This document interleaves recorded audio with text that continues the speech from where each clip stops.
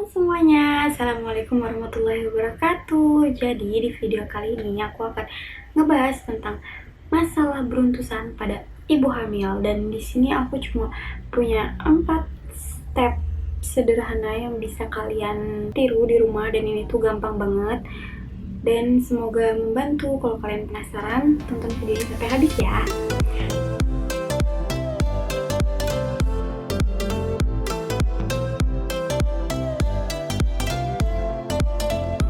Jadi yang pertama, nih aku bakal kasih tahu kalau aku selama beruntusan di pas hamil ini, aku memakai toner cuka apel. Jadi ini tuh toner yang kalian juga pasti udah familiar banget, pasti udah banyak banget yang nge-review kalau cuka apel ini tuh bener-bener bisa bantu ngilangin beruntusan. Ini aku pakai yang merek Bragg itu, yang terkenal banget 2 atau 3 tahun yang lalu, udah banyak banget yang nge-review. Dan ini tuh bener-bener ampuh banget. Dan untuk takarannya sendiri sebenarnya aku beli Bragg yang asli, soalnya aku kalau beli di online gitu, sebenarnya kalau aku beli di online yang udah jadi takarannya gitu, aku suka nggak percaya gitu, maksudnya kayak yang kurang percaya gitu sama penjualnya. Jadi aku beli yang murninya, terus aku racik sendiri, perbandingannya 1:2. Sebenarnya untuk perbandingannya itu bisa dikondisikan sama kulit kalian, tergantung kulit kalian. Itu kulit kaliannya termasuk yang sensitif, normal, atau gimana gitu. Kalau misalkan kulit kalian sensitif, kalian bisa pakai perbandingan yang paling kecil, yaitu 1:3. Kalau aku sendiri, karena kulit aku normal, jadi aku pakai perbandingan 1:2. Atau kalau misalkan kalian ngerasa 1:2 kayaknya kurang ngaruh deh di kulit aku, jadi mungkin kalian bisa naikin lagi perbandingannya 1:1. Nah, untuk pemakaiannya sendiri, aku tuh ini cuma dipakai 1x1, maksudnya 1 kali dalam sehari, dan itu tuh sebelum tidur.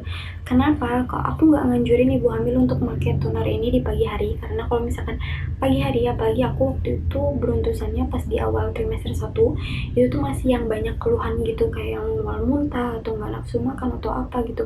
Dan kalian pasti tahu sendiri kalau kalian udah pernah nyobain toner ini tuh baunya banget nget. Aku aja bahkan sebelum hamil, ketika aku pertama kali nyobain ini, respon aku tuh langsung apaan nih, kok baunya kayak sampah gitu, kayak bau banget gitu.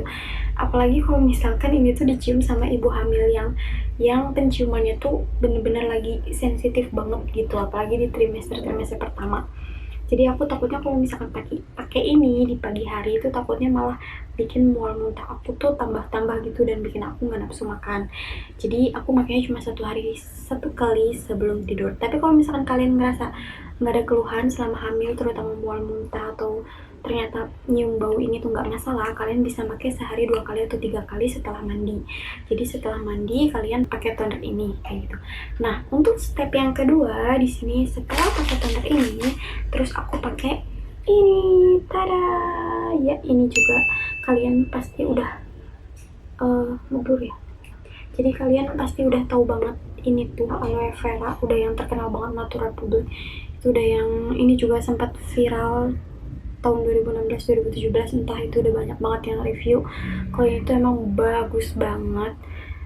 Ya ini emang bagus banget, dan itu bahannya kan cuma kayak yang aloe vera gitu ya, jadi pasti aman lah ya buat ibu hamil gitu. Dan sebenarnya nggak mesti merek ini sih, kalian bisa pakai merek-merek lain, kan di sini sekarang juga udah banyak ya yang gel aloe vera yang merek-merek brand lokal gitu, atau merek-merek yang Korea juga, tapi bukannya Natura Republic, ada yang merek-merek lain gitu. Sebenarnya nggak masalah merek apapun, pokoknya yang ini. Atau kalian mau pakai bahan yang alami, benar-benar alami, dari lidah buayanya langsung, dari tanamannya langsung, juga nggak masalah kalau kalian nggak mager gitu ya.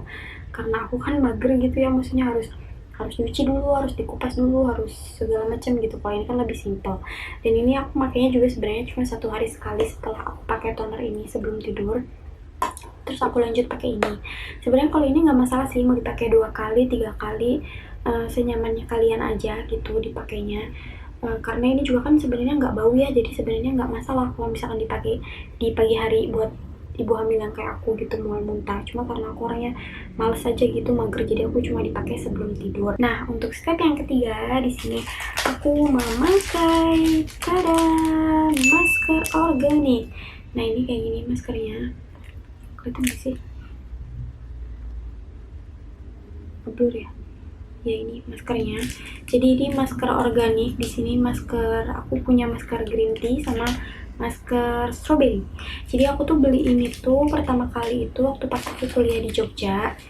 Aku beli ini tuh kalau nggak salah cuma 10.003 atau 10.004 gitu, aku lupa. Ini tuh belinya di pasar tradisional Beringharjo. Mungkin kalau kalian yang belum pernah tinggal di Jogja pun kalian familiar lah sama namanya gitu ya, pasar Beringharjo yang di jajaran Malioboro itu. Aku beli di situ. Ini tuh bener-bener penjualnya tuh di toko yang jual-jual khusus rempah-rempah sama jamu-jamuan gitu. Benar-benar masuk-masuk gitu ke pelosok-pelosok. Kalau kalian bingung nyarinya, kalian bisa tanya sama penjual kain yang bagian depan itu. Kalian tanya aja toko yang ngejual rempah-rempah di bagian mana, pasti mereka tahu dan mereka akan ngasih tahu kita harus kemana gitu. Tapi kalau misalkan kalian bingung gitu ya, kalian misalkan turis gitu yang cuma sebentar gitu nggak sempat nyari-nyari, kalian bisa beli ini atau temuin ini di toko Mirota Batik ya kalau nggak salah. Itu tuh tokonya tuh toko gede gitu, toko terkenal juga sih sebenarnya. Itu tuh ada di jajaran pinggir jalan-jalan Malioboro itu. Kalian bisa cari, dia tuh jual kain-kain, jual baju-baju batik, jual jamu-jamuan, jual masker-masker kayak gini juga dijual. Tapi emang harganya lebih mahal. Cuma paling lebih mahal juga paling bedanya berapa sih, 1.000-2.000 lah. Kayak gitu. Kalau misalkan aku dapat ini 10.003, mungkin di sana dijualnya 4.000 satu atau 5.000 satu. Kayak gitu. Tapi untuk masker sendiri sebenarnya sekarang juga udah banyak ya yang jual masker organik gitu, nggak mesti yang ini sih. Sebenarnya udah banyak banget yang ngejual gitu, apalagi di online banyak banget yang ngejual masker organik. Kalau bisa kalian beli maskernya yang benar-benar organik gitu, yang nggak ada kandungan bahan-bahan kimianya, jadi benar-benar pure murni gitu. Dari kandungan misalkan green tea, emang green tea-nya gitu atau strawberry-nya. Karena walaupun ada produk-produk tertentu yang mengklaim kalau misalkan ini tuh aman buat ibu hamil, tapi tetap aja ya namanya bahan kimia gitu kan, pasti ada bahayanya dan aku nggak mau ngambil resiko. Jadi pasti aku carinya dari bahan yang benar-benar alami. Nah, aku pakai masker ini tuh benar-benar cuma 2 hari sekali atau 3 hari sekali, pokoknya sepengennya aku aja, sekiangnya aku bener-bener makainya. Sebenarnya ini kalau dipakai tiap hari juga nggak masalah, karena ini masker organik, nggak ada bahan kimianya dan nggak ada efek sampingnya, jadi kalian bisa pakai ini tiap hari. Cuma ya balik lagi lah pokoknya sekebutuhannya kalian aja gitu. Kalau aku sebenarnya 2 hari sekali atau 3 hari sekali ini udah cukup. Dan ini aku makainya tuh cuma dicampur sama air mawar. Tapi kalau misalkan aku pengen tekstur yang lebih lembut dan lebih nyaman di kulit, kayak yang lebih nenangin gitu, aku biasanya campur sama aloe vera. Dan itu aloe veranya udah aku taruh di kulkas gitu, jadi gelnya dalam keadaan dingin, jadi di muka kita tuh bener-bener nenangin banget gitu ya, apalagi untuk peradangan beruntusan gitu. Jadi ini tuh bener-bener bikin kita tenang gitu, maskeran gitulah, dipakai 10 sampai 15 menit terus bilas, itu udah enak banget, udah bikin kulit kalian seger terus kayak yang bersih kayak gitu. Pokoknya ini menurut aku, kalau kalian cari masker bener-bener cari yang bahannya alami, terserah merek apapun, pokoknya yang bener-bener organik, yang nggak ada kandungan-kandungan berbahayanya gitu lah, atau kandungan-kandungan kimianya gitu. Nah, masuk ke tahap yang terakhir, yaitu step yang keempat. Di sini step yang keempat menurut aku itu step yang penting banget. Sebenarnya di step ini kita tuh nggak perlu beli apapun, nggak perlu modal apapun. Jadi di step yang keempat ini yaitu aku melakukan cara afirmasi positif ke diri aku dan ke bayi yang ada di kandungan aku.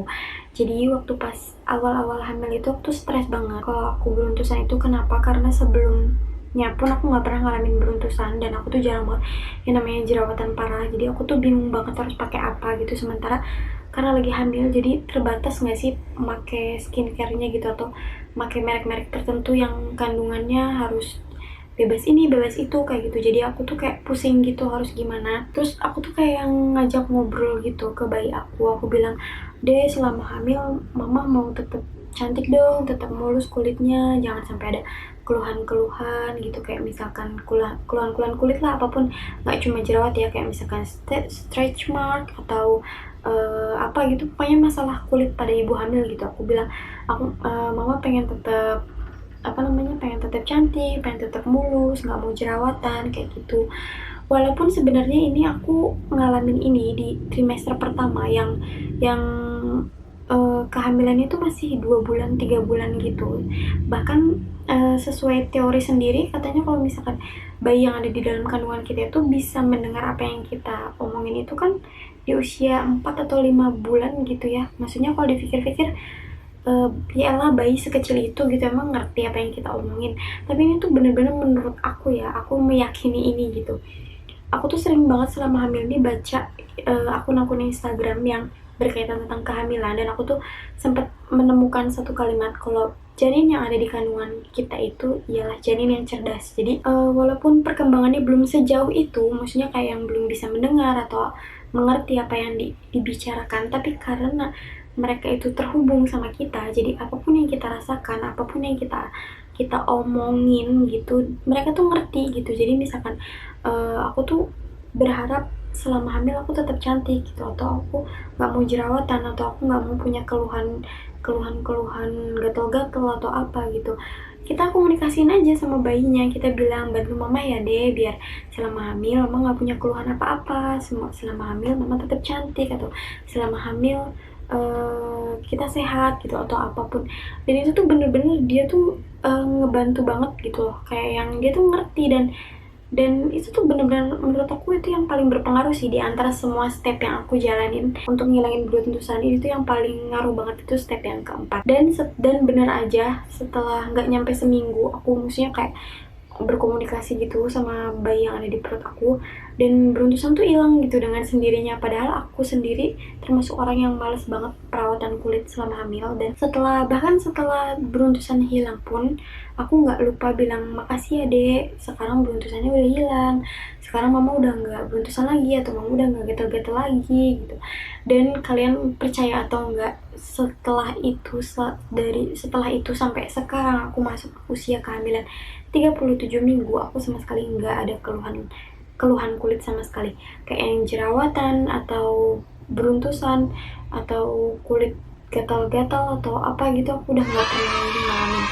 Nah, jadi itu dia tips dari aku, Mom. Semoga membantu ya buat bumil-bumil. Jangan lupa tetap semangat melanjutkan aktivitas kalian di masa-masa yang sekarang. Dan buat kalian yang suka sama video ini, jangan lupa di like, di komen, dan di subscribe. Barangkali kalian punya masukan video-video selanjutnya yang akan aku bahas, atau barangkali kritikan kekurangan dari video ini apa, karena ini video pertama kali aku. Oke, mungkin itu aja dulu, segitu dulu ya Mams. Sampai jumpa di video selanjutnya. Bye bye.